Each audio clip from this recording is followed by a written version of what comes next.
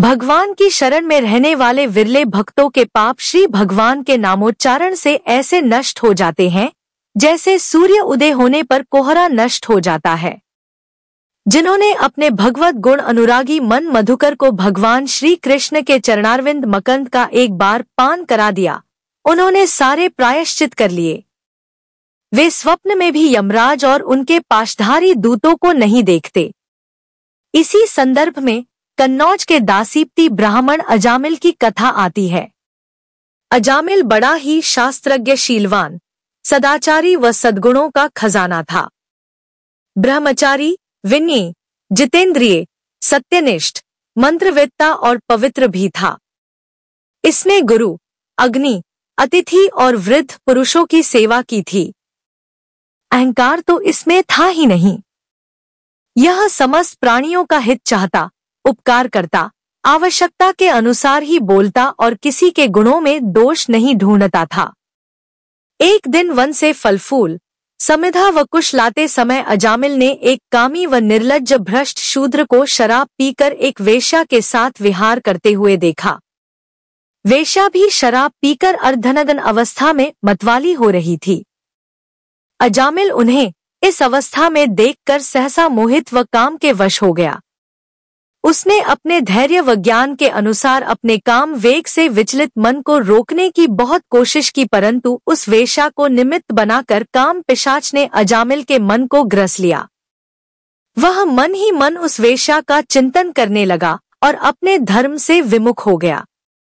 उस कुलटा को प्रसन्न करने के लिए अजामिल ने अपने पिता की सारी संपत्ति भी दे डाली व अपनी कुलीन नवविवाहिता पत्नी तक का त्याग कर दिया। धन पाने की चेष्टा में वह पतित कभी बटोहियों को बांधकर उन्हें लूट लेता, कभी लोगों को जुए के छल से हरा देता, किसी का धन धोखाधड़ी से ले लेता तो किसी का चुरा लेता। इस प्रकार उसकी आयु का एक बहुत बड़ा भाग 88 वर्ष बीत गए और वह वेश्या के 10 पुत्रों का लालन पालन करता रहा। अजामिल ने किसी सत्पुरुष के कहने पर अपने सबसे छोटे पुत्र का नाम नारायण रखा। वृद्ध अजामिल ने पुत्र मोह में अपना संपूर्ण हृदय अपने बच्चे नारायण को सौंप दिया था। उसकी तोतली बोली सुनकर अजामिल फूला न समाता, उसे अपने साथ ही खिलाता पिलाता व उसी के मोहपाश में बंधा रहता।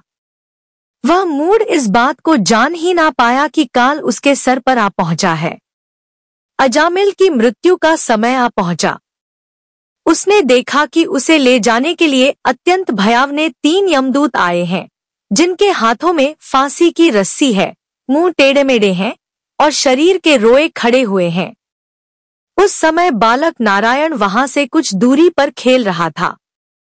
यमदूतों की भयावह छवि से व्याकुल अजामिल ने बहुत ऊंचे स्वर से पुकारा, नारायण नारायण। भगवान के पार्षदों ने देखा कि यह मरते समय हमारे स्वामी भगवान नारायण का नाम ले रहा है, अतः वे झटपट वहां आ पहुंचे। उस समय यमदूत अजामिल के शरीर में से उसके सूक्ष्म शरीर को खींच रहे थे। चारों विष्णु दूतों ने उन्हें बलपूर्वक रोका। यमदूतों ने कहा कि इस पापी अजामिल ने शास्त्राज्ञा का उल्लंघन करके स्वच्छंद आचरण किया है। इसने अनेकों वर्षों तक वेश्या के मलसमान अपवित्र अन्न से अपना जीवन व्यतीत किया है। इसका सारा जीवन पापमय है और इस पापी के पापों का प्रायश्चित दंडपाणी भगवान यमराज के पास नरक यातनाएं भोग कर ही होगा। भगवान के पार्षदों ने कहा, यमदूतों, इसने कोटि जन्म की पाप राशि का पूरा प्रायश्चित कर लिया है, क्योंकि इसने विवश होकर ही सही भगवान के परम कल्याण में मोक्षप्रद नाम का उच्चारण किया है। जिस समय इसने नारायण इन 4 अक्षरों का उच्चारण किया, उसी समय इस पापी के समस्त पापों का प्रायश्चित हो गया। भगवान नाम उच्चारण बड़े से बड़े पाप को काटने की सामर्थ्य रखता है, क्योंकि भगवान के नाम के उच्चारण से मनुष्य की बुद्धि भगवान के गुण, लीला और स्वरूप में रम जाती है और स्वयं भगवान की भी उसके प्रति आत्मीय बुद्धि हो जाती है। संकेत में, परिहास में, तान अलापने में अथवा किसी की अवहेलना करने में भी यदि कोई नाम उच्चारण करे तो उसके सारे पाप नष्ट हो जाते हैं।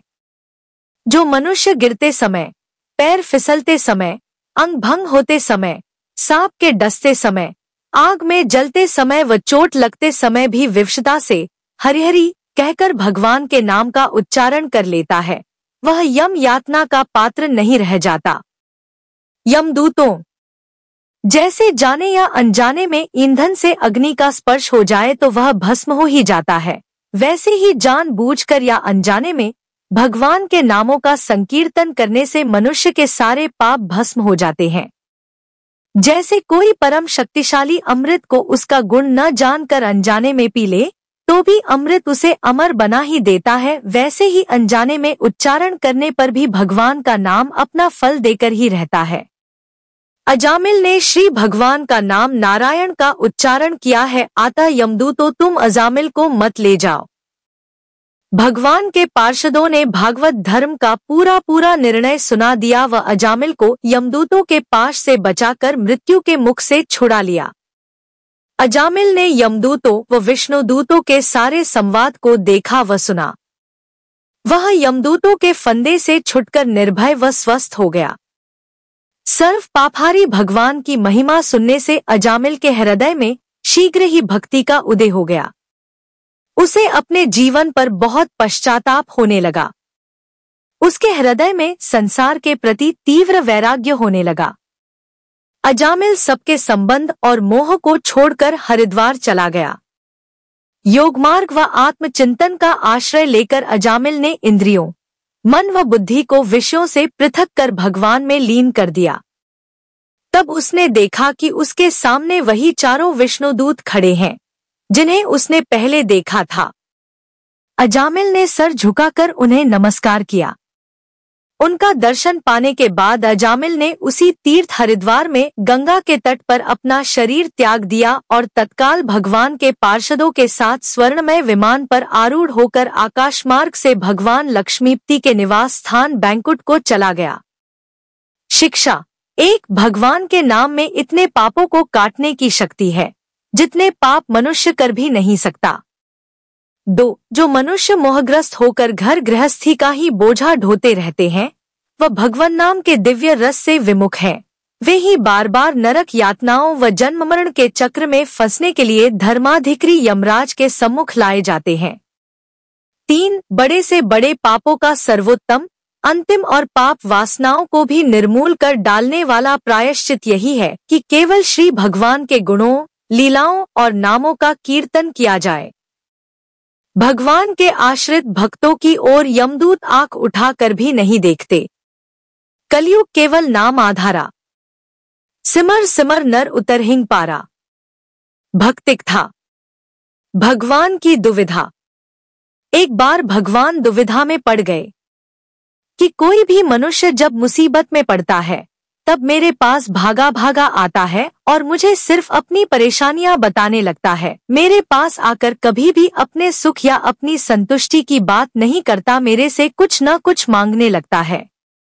अंततः भगवान ने इस समस्या के निराकरण के लिए देवताओं की बैठक बुलाई और बोले कि हे देवों, मैं मनुष्य की रचना करके कष्ट में पड़ गया हूँ।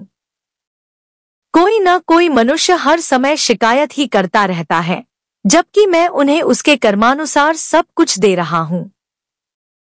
फिर भी थोड़े से कष्ट में ही मेरे पास आ जाता है, जिससे न तो मैं कहीं शांति पूर्वक रह सकता हूँ, न ही शाश्वत स्वरूप में रहकर साधना कर सकता हूँ। आप लोग मुझे कृपया ऐसा स्थान बताएं जहाँ मनुष्य नाम का प्राणी कदापि न पहुँच सके। प्रभु के विचारों का आदर करते हुए देवताओं ने अपने अपने विचार प्रकट करने शुरू किए। गणेश जी बोले, आप हिमालय पर्वत की चोटी पर चले जाएं। भगवान ने कहा, यह स्थान तो मनुष्य की पहुंच में है, उसे वहां पहुंचने में अधिक समय नहीं लगेगा। इंद्रदेव ने सलाह दी कि आप किसी महासागर में चले जाएं। वरुण देव बोले, आप अंतरिक्ष में चले जाइए। भगवान ने कहा, एक दिन मनुष्य वहां भी अवश्य पहुंच जाएगा। भगवान निराश होने लगे थे। वह मन ही मन सोचने लगे, क्या मेरे लिए कोई भी ऐसा गुप्त स्थान नहीं है जहां मैं शांतिपूर्वक रह सकूं? अंत में सूर्य देव बोले, प्रभु आप ऐसा करें कि मनुष्य के हृदय में बैठ जाएं। मनुष्य अनेक स्थान पर आपको ढूंढने में सदा उलझा रहेगा, क्योंकि मनुष्य बाहर की प्रकृति की तरफ को देखता है, दूसरों की तरफ को देखता है, खुद के हृदय के अंदर कभी झांक कर नहीं देखता, इसलिए वह यहाँ आपको कदापि तलाश नहीं करेगा। करोड़ों में कोई एक जो आपको अपने हृदय में तलाश करेगा, वह आपसे शिकायत करने लायक नहीं रहेगा, क्योंकि उसकी बाहरी इच्छा शक्ति खत्म हो चुकी होगी। ईश्वर को सूर्य देव की बात पसंद आ गई। उन्होंने ऐसा ही किया और भगवान हमेशा के लिए मनुष्य के हृदय में जाकर बैठ गए। उस दिन से मनुष्य अपना दुख व्यक्त करने के लिए ईश्वर को मंदिर, पर्वत, पहाड़, कंदरा, गुफा, ऊपर, नीचे, आकाश, पाताल में ढूंढ रहा है, पर वह मिल नहीं रहे हैं। परंतु मनुष्य कभी भी अपने भीतर ईश्वर को ढूंढने की कोशिश नहीं करता है। इसलिए मनुष्य हृदय रूपी मंदिर में बैठे हुए ईश्वर को नहीं देख पाता और ईश्वर को पाने के चक्कर में दर दर घूमता है, पर अपने हृदय के दरवाजे को खोलकर नहीं देख पाता। कहानी से सीखा। हृदय रूपी मंदिर में बैठे हुए ईश्वर को देखने के लिए मन रूपी द्वार का बंद होना अति आवश्यक है, क्योंकि मन रूपी द्वार संसार की तरफ खुला हुआ है और हृदय रूपी मंदिर की ओर बंद है।